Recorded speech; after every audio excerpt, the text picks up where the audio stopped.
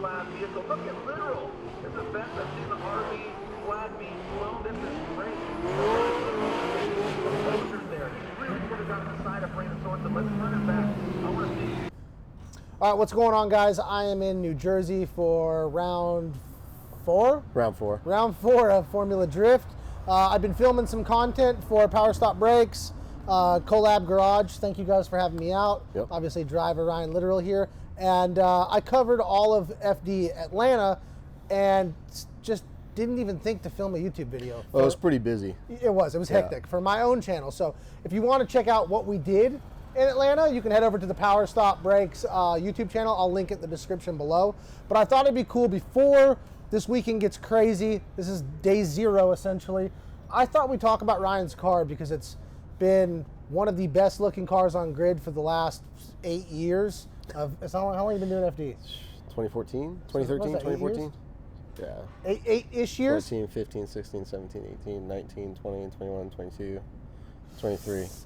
It's more than 8 years. Yeah. Either way, it's looked good forever. Between paint, 9, 10 years. Paint, wheels, liveries, it's always looked great. And there's not a lot of BTS stuff on the car's current state, with Collab Garage coming in and revamping a bunch of stuff, new engine packages, super successful moments like qualifying with a 94 in Orlando, and then engine failures at round 1. It's just been a roller coaster. So I'm going to let Ryan talk about the car. I'll do some cutaway shots, some beauty shots of some of the features on this car. So Ryan, if you just want to really break down the car from front to back even. Yeah, so it's a 99 S15 Sylvia. We built it in 2021, retired the Z, ended that program, and then ventured off on my own and built this car. I've had RBs in my cars for a long time. Started out with 97 R33 GTST in 2007, 2008, and I drove that car for like 3 years and learned a lot with the platform and fell in love with that. And sounds good. Yeah, they're the best. Is that why you stay with RB? Dude, they sound great. They rev high. The power's good. I mean, there's everything to love about them. That's probably like a lot of people's questions, right? Because you've had good success with the RB platform. There's no debate on that throughout his career. Just this last little while, it's been frustrating because of the change in engine package. And a lot of people say, well, why don't you just put an LS in just to make the round, or just do this, just compromise your dreams and aspirations to an RB for them. Yeah, a lot of people tend to forget it. I feel like in the industry, the way that time skews is a lot different. Like 1 year can feel like a decade to some. Yeah. But in all actuality, like I've been there, done that with the LS. I've been there, done that with a lot of other engines and such. Yeah. We had plenty of failures with some really high-end V8s in the Z as well. Me too, bro. Yeah, so too. They're not when you're building cars like this that are purposely built to they're built to be destroyed. They're not built to be in the how big these tires are and how much we're heat cycling them. It's you run them super hot and then they come back down. They don't have a lot of air to come down and cool down, and then cool down and they get hot again, and there's that constant heat and contraction is just it's really hard on equipment. Absolutely. Dealing with a billet block is no easy task. The thermal That's the expansion. new thing, right? The billet block. So maybe touch on that. That's new to this program and to most, especially in drifting, right? I don't know of anybody here in our series that runs a billet block for sure. So so it's not only that not anybody else runs an RB, nobody else runs an RB billet block either. And if people remember the S14, I mean, I had engines in that car I had one engine in particular last for 6 years. Yeah. At 800. And that was more of any issue that you had with that motor was a head issue, and that was later on in its life when the power got really turned up. That was just from CNC porting. Yeah. Like a lot of people CNC port these heads, and the heads, to be honest, they don't really need that. The advantage that you gain from it, drag racing maybe, and then you'll feel it marginally. I mean, you'll feel it through the ramp. Like you'll hear it, it'll be crisper, but man, I mean, you get a killer valve job on there and just kind of clean up the ports and kind of take some of that rough casting out of there. Yeah. You would get the same result. So I had a lot of problems with people that thought that they they had the secret sauce, and a lot of people that you read about, a lot of I don't want to throw anybody on the bus. It's one of those where until you actually get it in your hands and you work with it for your determined outcome of what you're looking to put your car through its paces and your driving habits. You're finding your own formula. Well, you have to. Yeah. And that's with anything, And as a viewer, I mean, I'm your homie, but still, I'm like just watching online like everybody here. I see people talking about how much money you put into this, but they're failing to like look at Drift Squid. He's even said it himself. Hundreds of thousands of dollars to develop an engine package that works in a place like Australia and New Zealand, who have a ton more R&D on an RB platform, and you're just over here by yourself. I wouldn't say that I'm over here by myself. I definitely have a lot of contributors, and I have a lot of partners and supporters and friends.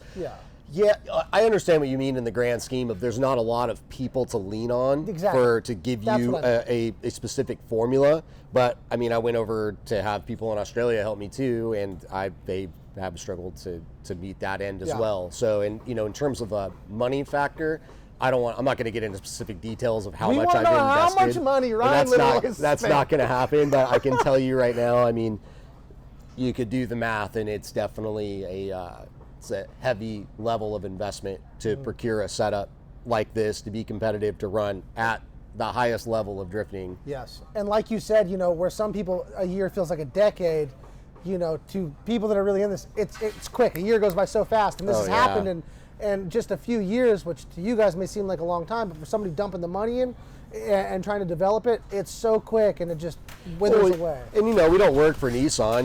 We don't have that support. It's not like I have I have their engineers that to get on this, and a lot of it has been.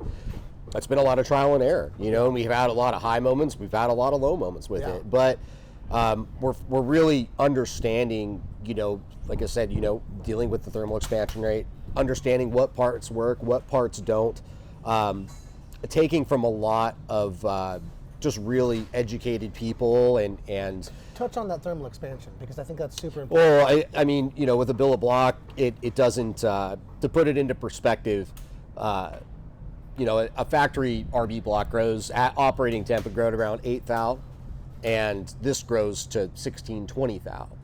So in that, the hotter that it gets, the more that it continues to grow. So your bearing tolerances, the blocks themselves, they're not OEM. Are you splitting that? Are you trying to find the middle ground between like the expansion of the block and for tolerances and stuff? Well, yeah, you have to preheat it in an oven, and then you have to do that a few times because it'll change with every time that you heat it up too. So you need to be certain of those tolerances when you're putting them together. So again, that's a very long-winded conversation. Of course, and we're trying to get through the whole car, but let's just cut to a clip of the RB because it sounds great.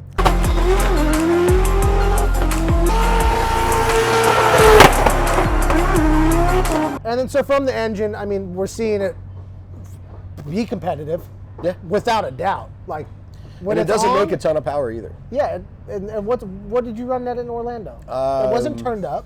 Now it can make a lot of power. It can, but I think for now, for longevity's sake, we're being very modest with how we're pushing the car.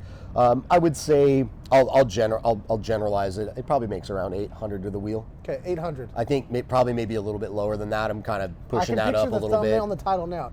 800 horsepower billet block S15. So, okay, moving on from the engine because we could talk about it. Yeah, I could tell you whatever you want. So let's just go. There was a lot that came into to that too. From the engine to the gearbox, let's talk drivetrain, right, all the way to the back. So behind the engine, what do you got for transmission? It has a Action twin plate clutch. It has a 6XD sequential gearbox, and has a Winner's RTS 1000 quick change. Okay, so the rear end's pretty standard for like most drift cars at this level.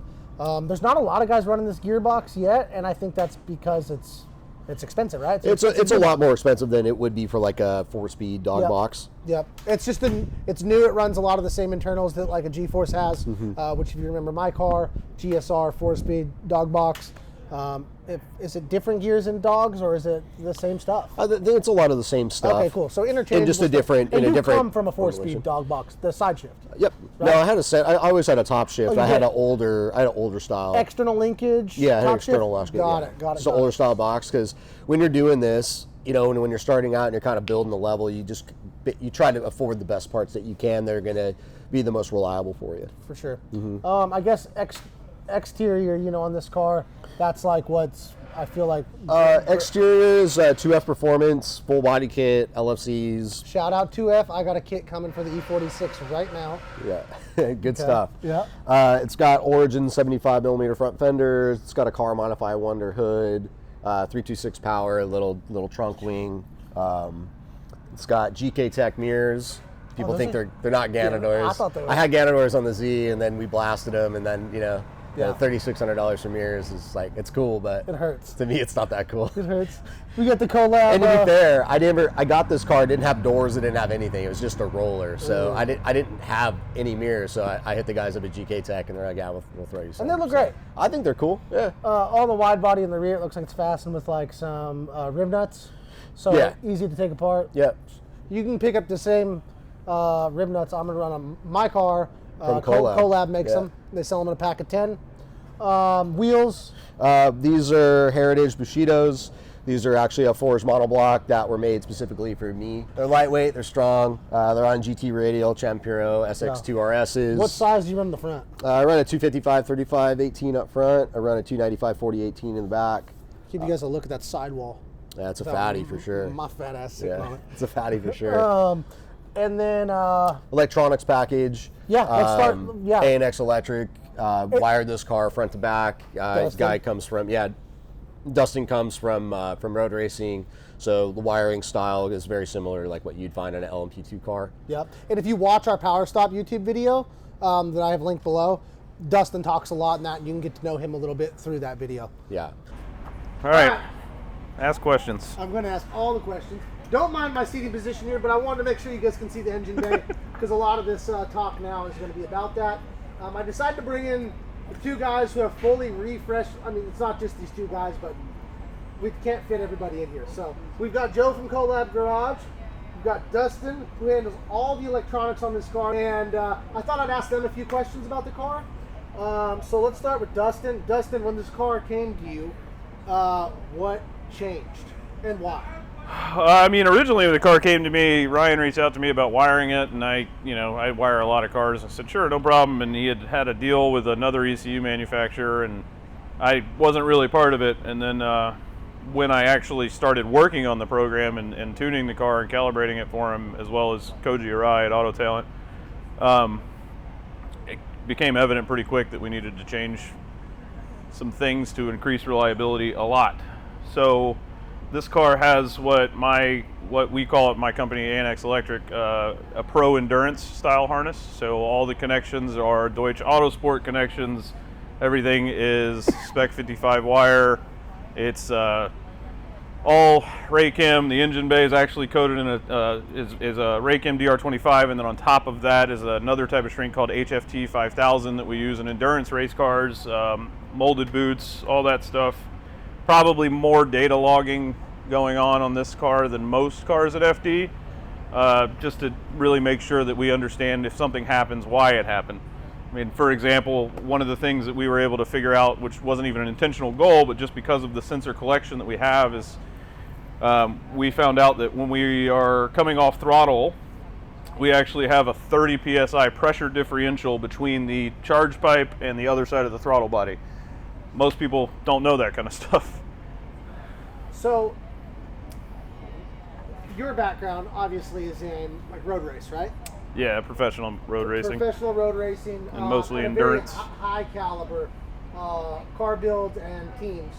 Why work with a drift team? Yeah, sure. So, road racing, GT3 cars, LMP cars, stuff like that is, for the most part, over the last decade, has become what's called homologated. So you have to basically purchase your car from the manufacturer, and then you have to use their parts and components. And ultimately, it got to a point for me where with my last GT3 team, we were at Laguna Seca, we won our race, and we had taken the connectors that go to the damper position sensors and shortened them and remounted them with some ASU connectors on the control arm. And we did this by machining apart and epoxying it to the control arm because we knew we couldn't just weld on there because of homologation, and they tried to disqualify us because it wasn't homologated. And at that point I went, I don't think I want to do this anymore. Like, I want to go back to where I can work on things and drifting. It was basically between drifting and off-road racing, and I knew some people that were in drifting, so I actually started out with Dustin Miles' Pro 2 car, and everybody said this is way too complicated. I was like, all right, gotta simplify it a little bit. And I still work on Dustin Miles' car occasionally as well. We're going to do some content on Dustin's car. I talked to him earlier. If it's hard for you to hear me, it's because they both have my mics right now, so I'm like yelling up at Dustin. Stop yelling at me. So do you feel like where drifting, or Formula Drift in particular, it's like an open class? Yeah, I mean, there's rules, of course, like any series will have, because you can just let budgets roll out of control, but it gives people like myself and Joe creative freedom to make things that we think will work, or try ideas that we think will work, and it's kind of, in some capacity, I think it's a little sad, because a lot of people in the industry are just like, well, this is tried and true, and this is tried and true, and this is tried and true, just use that.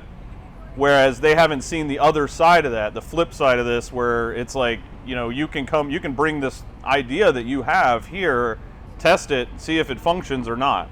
But you can't really do that in a lot of racing platforms anymore, or racing series anymore. Fantastic. Okay, and I mean, to wrap up with you, I'm going to jump over to Joe in a second, but with all the changes, and you talked about kind of the process and the quality of electronics package that you provided to the team, but what's your favorite thing about the car and your least favorite thing about the car in your workload? In my workload? Yeah. Currently my least favorite thing is a wiper park switch, but that's a personal thing for today. It's just pissing me off. I think my favorite thing is probably the electric wastegate actuator. It just allows me to have control that you don't get with external gates and a solenoid, and it's challenging for people to set up because it's counterintuitive to the way you would normally set up boost control. You don't think of it like a boost control solenoid. You think of it like a solenoid that's opening and closing a valve, because that's literally what it's doing. So I think it frightens a lot of people away because of that, but that's probably my favorite item on the car to play with. So when the car showed up at the end of November, December time frame, Dustin came over and had this list. It was like almost 3 pages long, and I'm like, how the hell are we going to do all that in this short amount of time? Because I've built cars of this caliber in drag racing, and I know how long it takes to do this stuff. And I said, we're going to do from the firewall forward, and that's all we're going to do. How'd that go? Well, the next time I showed up at the shop, they were cutting up the whole back of the damn car, and I'm like, oh my God. We're in it now. Like, we can't go back. Yeah, it turned out that it worked, that it needed to happen. So, I mean, the favorite thing about the car, we did the removable transmission tunnel and the removable front end. Those were the two things. Like, hey, clutches go out in these cars all the time, engines blow up, things happen. We can't talk about all of the advantages, but there's well, I just knew, as soon as I cut the front of the car off, we had to redesign the entire front end, headlight bucket, like everything.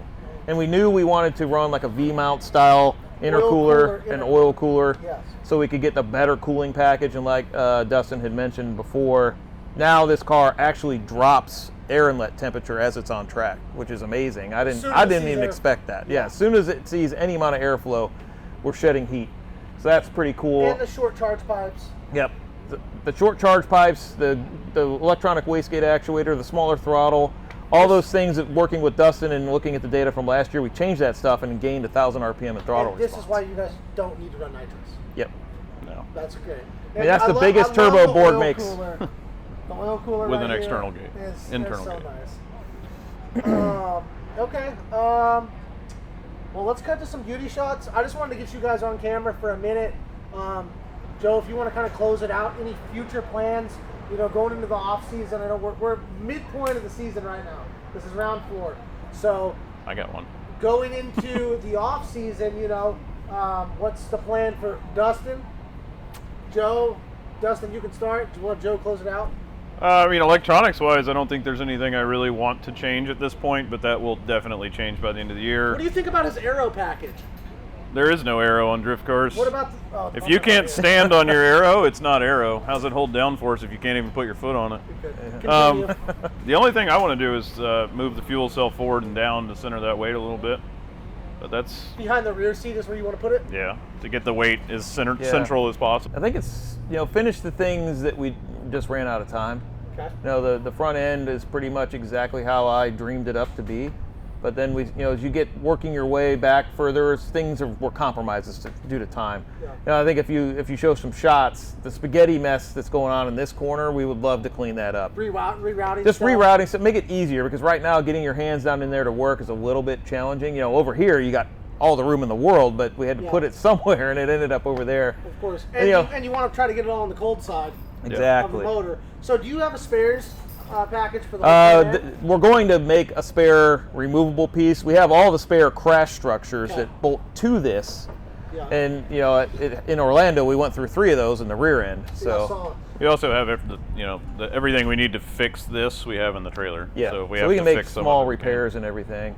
Okay. And I think the cooling system turned out great. I mean, the stuff that Joel did on the cooling system to make it so it self-bleeds and you have any more overheating issues. Over 60% increase in efficiency on the cooling system this winter. I need more free advice. Yeah. So we don't have to bleed the cooling system on this car ever. Yeah, that's. There's a lot of things that we're happy with it, but maybe you just want to change how it's packaged. Got it. Okay. Well, I just wanted to add this to the video, and we'll jump back over to Ryan and me.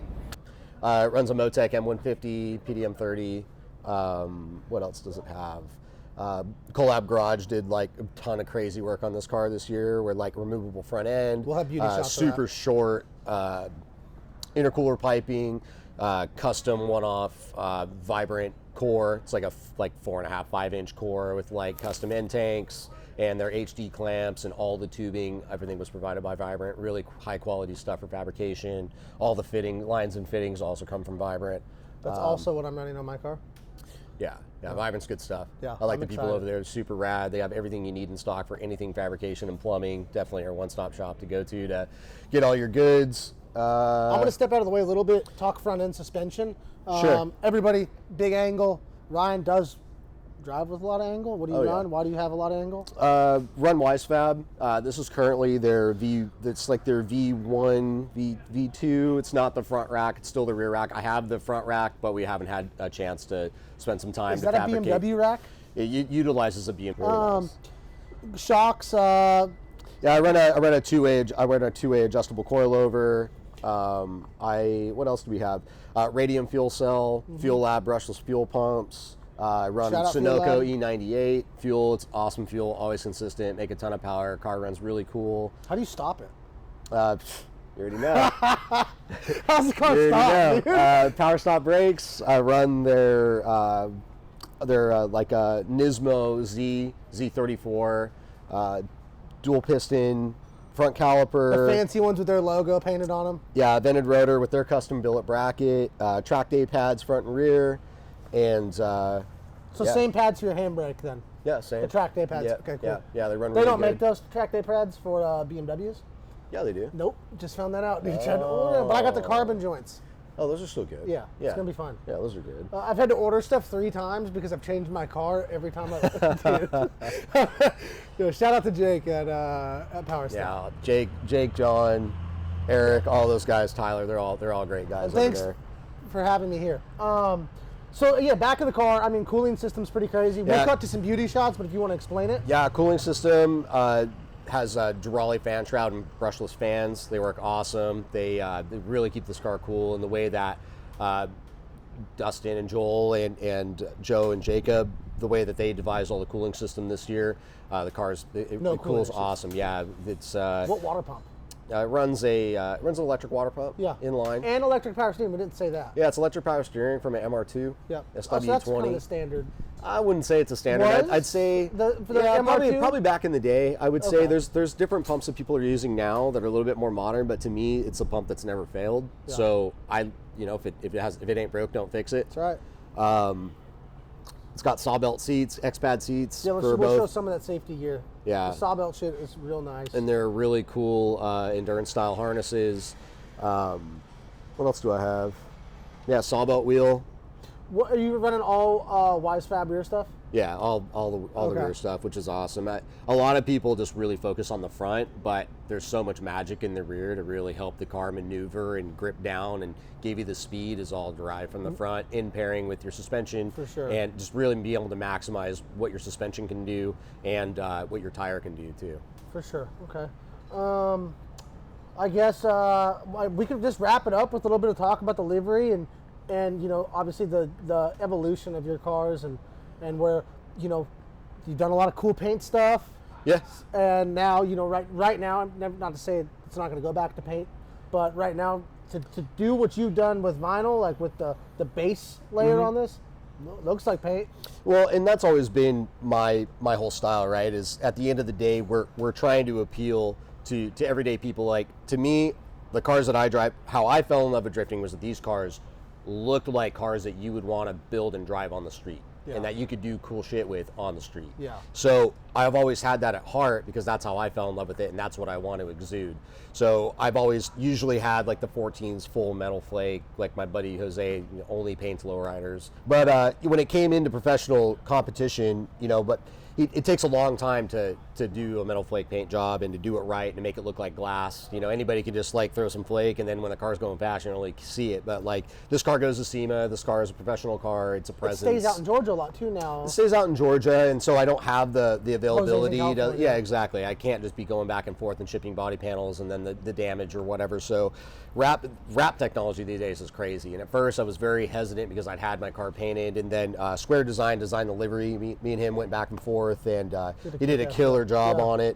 And I think this one and last year's all red, and the green car. Those three are my favorite versions. Yeah, and maybe just the OG all black car, because that's like, fun fact, when I very first found drifting, and I was like searching YouTube, trying to find anything that was like remotely cool in drifting, I found this video of Ryan, SoCal Sideways?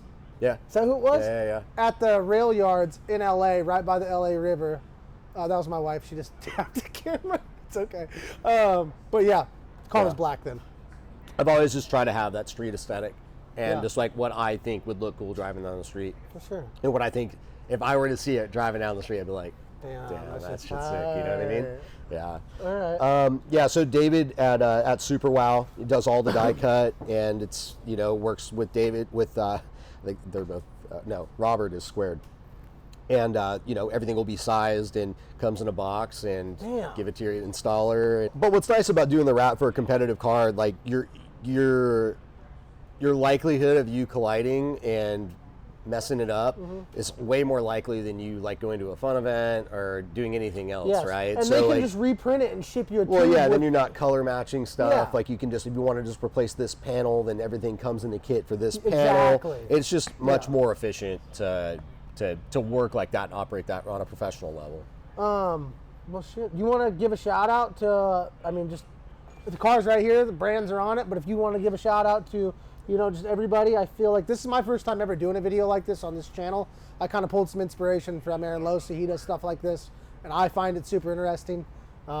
You've never done one with him, so I thought, fuck, me and Ryan, this will be perfect. Yeah, I mean, I would love to, I mean, shout out to everybody. I wouldn't be here without all of the support that I get from every single one of these companies, both big and small, you know, and from the people that are sitting behind me. I wouldn't be here without them. You can't do this alone. The team's right out of frame. You can't see them, but they're here. Right behind us. But yeah, I mean, I'm so grateful for everybody to come on board and believe in my passion and my vision, and it feels good to be partnered up with people that share that same vision and want to succeed. So yeah, it's an honor to be able to represent these companies and these brands and alongside these people behind me. For sure. It's an honor to be here and to have a team like this trust me to come out and shoot media.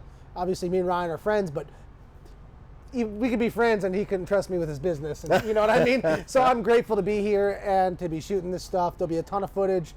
Make sure to check out Ryan's Instagram if you don't already follow him. Yeah. Power Stop's going to be putting stuff out. Follow Collab. And it's going to be a good weekend, dude. Oh, dude, I feel great about it. A little tired right now. It's been a lot of work to get here. But I just drove 10 hours. We did got that. here, We did that yesterday. unloaded the car, or unloaded my vehicle with camera gear, and Ryan's like chilling. I'm like, bro, we're getting started right now. Well, and that's what I love about your dedication to your passion, and I'm real proud of you. You know, taking that next step with your production company, and it's an honor to work with you too, man. Yeah. And thank you for getting on it and being a part of the squad. Yeah, thanks for watching, guys, and don't forget to leave a comment. Check out everybody's socials; they're all linked below, and there'll be more content this weekend. Cool. Peace. Later.